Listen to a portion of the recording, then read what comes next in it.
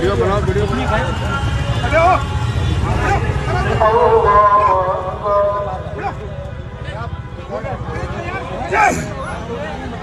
भाई सजदे में थे, देख सकते हो भाई लोग, सजदे में थे भाई लोग जितने भी है, नियत कर रखे थे इसने लात मारा है, पुलिस वाले ने लात मार रहा है और मुसलमानों को मार रहा है। ये इंदर लोग की वीडियो है।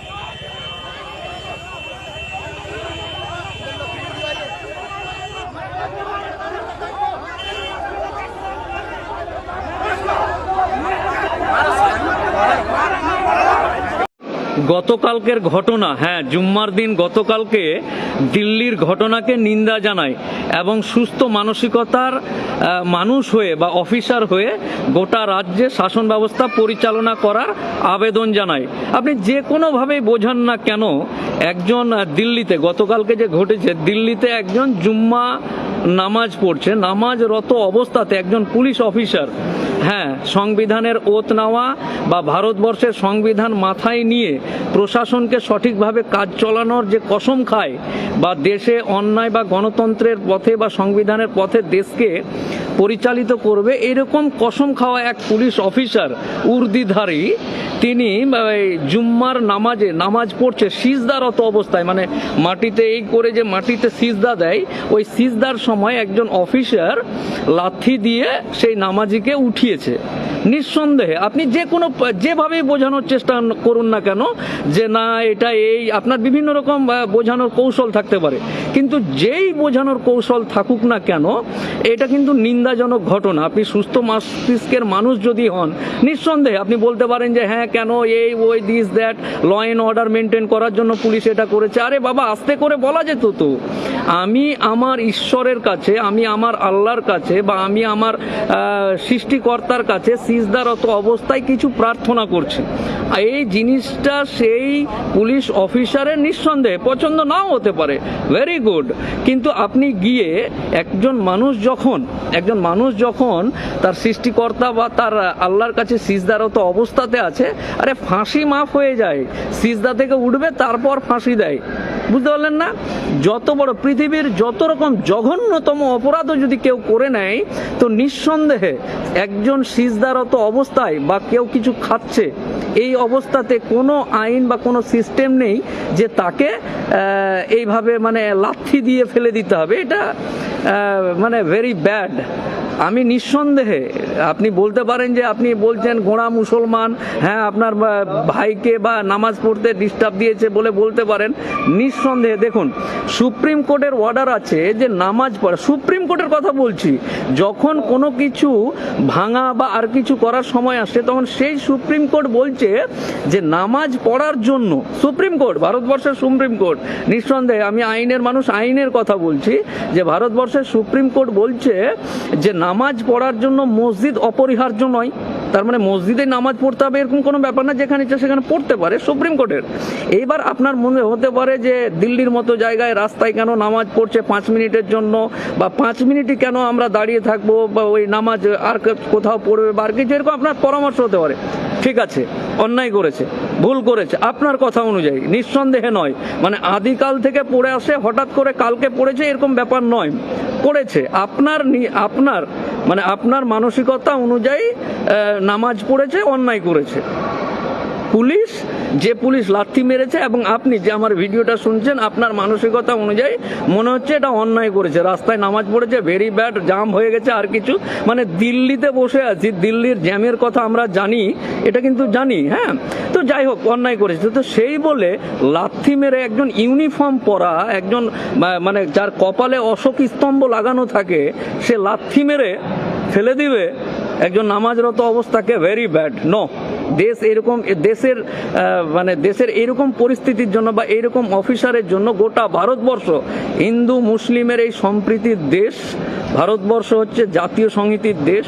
আমরা নিঃসন্দেহে অনেক ওই অনুষ্ঠানে দেখেন না, মুখ্যমন্ত্রী বা সরকারের পক্ষ থেকে এরোপ্লেন থেকে ফুল ছেটানো হয়, হ্যাঁ, সেটা সৌদি আরবে যখন সৌদি সরকার হজ হয় তখনও করে, এবং আমাদের ভারতবর্ষের বিভিন্ন সরকার বিভিন্ন রকম, আজকেই ওই শিবরাত্রির পুজো গেল, শিবের মাথায় জল ঢালবে বলে বিভিন্ন জায়গা থেকে জল নিয়ে এসে নির্দিষ্ট কোনো মন্দিরে জল ঢালবে।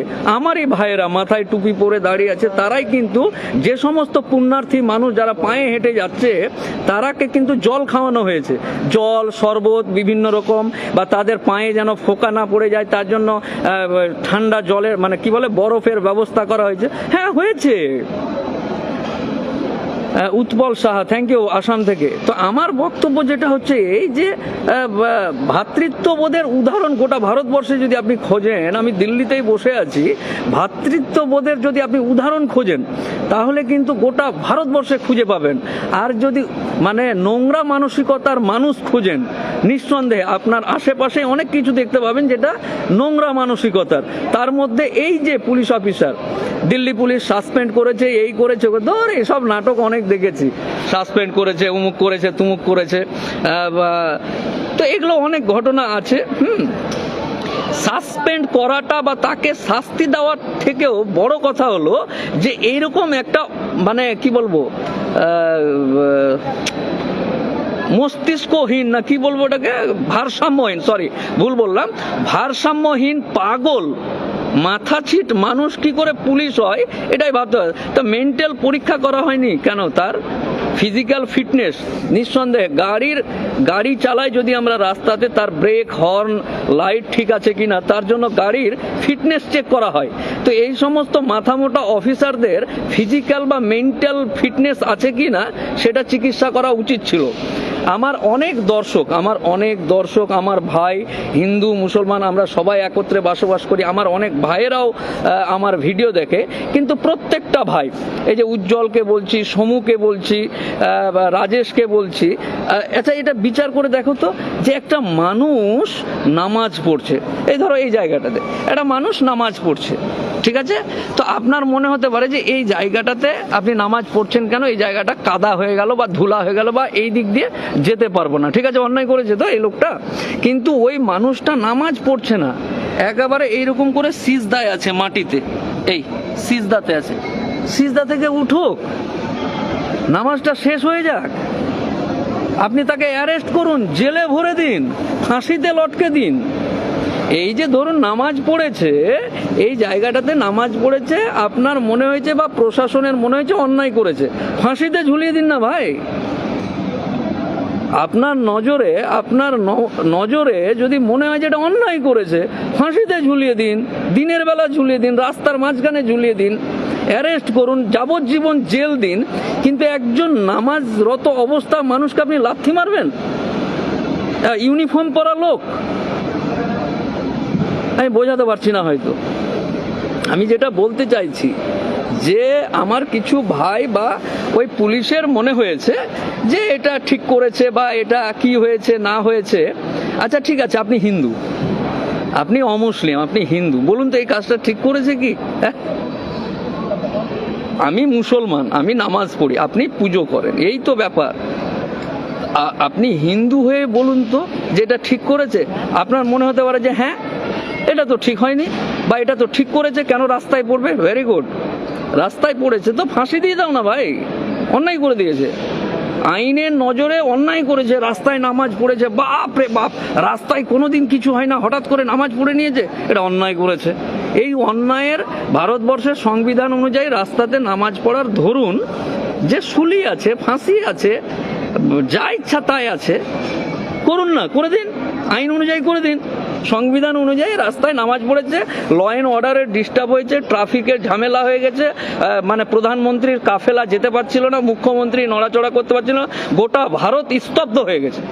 ওই যে ভদ্রলোক ওখানে নামাজ পড়েছে ওই জন্য গোটা ভারত স্তব্ধ হয়ে গেছে, আর এই স্তব্ধ করার জন্য তার শাস্তি দিতে হবে, নিঃসন্দেহে ফাঁসিতে ঝুলিয়ে দিন, কিন্তু নামাজরত অবস্থাতে আপনি লাথি মারবেন একজন পুলিশ হয়ে? হ্যাঁ, কে সাহস দিয়েছে এটা আপনাকে?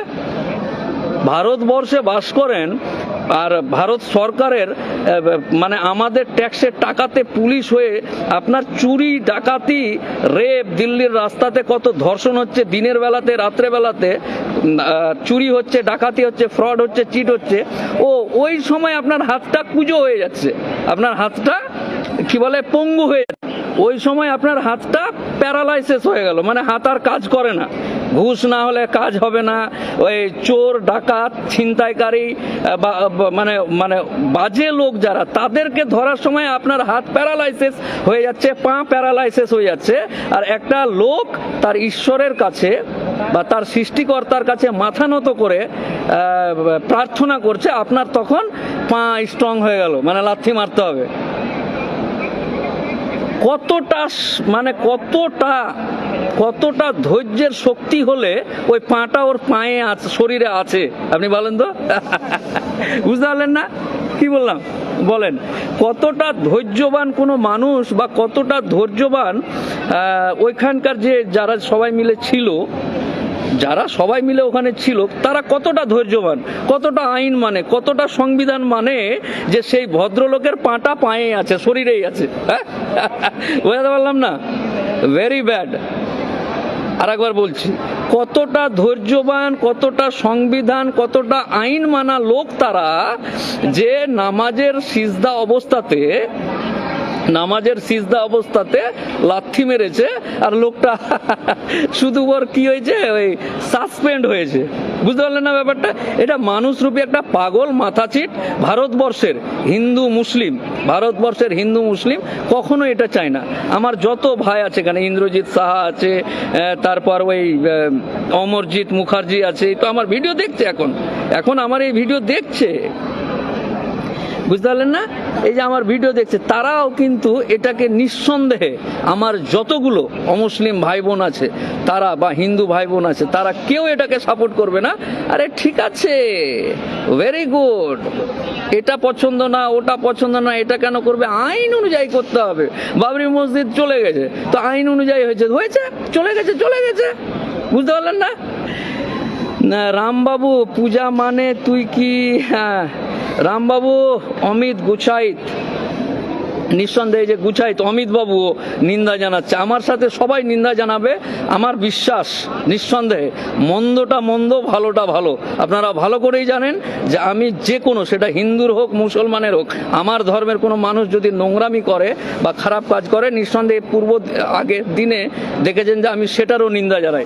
তো আজকের এটাও নিন্দা জানাই, এবং আগামী দিন এই সমস্ত মানসিক ভারসাম্যহীন মানুষ যেন চাকরি বাকরিতে না থাকে, তারা যেন পাগলাখানায় থাকে, এটাই আবেদন রইল। এবং আগামী দিন প্রত্যেকটা মানুষকে, এই সমস্ত দুষ্টু লোকদেরকে বা দুষ্টু লোকের মানসিকতাকে ক্র্যাশ করে ভালোবাসার ভারতবর্ষ হবে, সম্মানের ভারতবর্ষ হবে, আমরা একে বৃন্তে দুটি কুসুমের ভারতবর্ষ হবে। হিন্দু মুসলমান আমরা ভাই অলওয়েজ। আজকে শিবরাত্রির জল ঢালতে যাচ্ছে ভাই, আজকে পায়ে বরফ লাগিয়ে দিচ্ছে মুসলিম ভাইরা, এই যে পায়ে এই জায়গাটাতে মুসলিম ভাইরা বরফ লাগিয়ে দিচ্ছে, এত দূর থেকে আসছে জল নিয়ে, ঠান্ডা জল শরবত খেতে দিচ্ছে। এটাই তো ভারতবর্ষ। আমরা যখন রোজা করি বা রোজার ইফতার করি, তখন তারা বিভিন্ন রকম ফল ফুলারি দেয়। ধরুন রাস্তাতে হঠাৎ করে হিন্দু এলাকা দিয়ে যাচ্ছে, ইফতারের প্রয়োজন আছে, তারা খেতে দেয়, জল দেয়, ফল দেয়, ভালোবাসা দেয়। বুঝতে পারলেন না? তো এটাই তো ভারতবর্ষ। তুমি আমি একই। নো, এটা ভেরি ব্যাড। সকলকে শেয়ার করে এর তীব্র নিন্দা জানাই।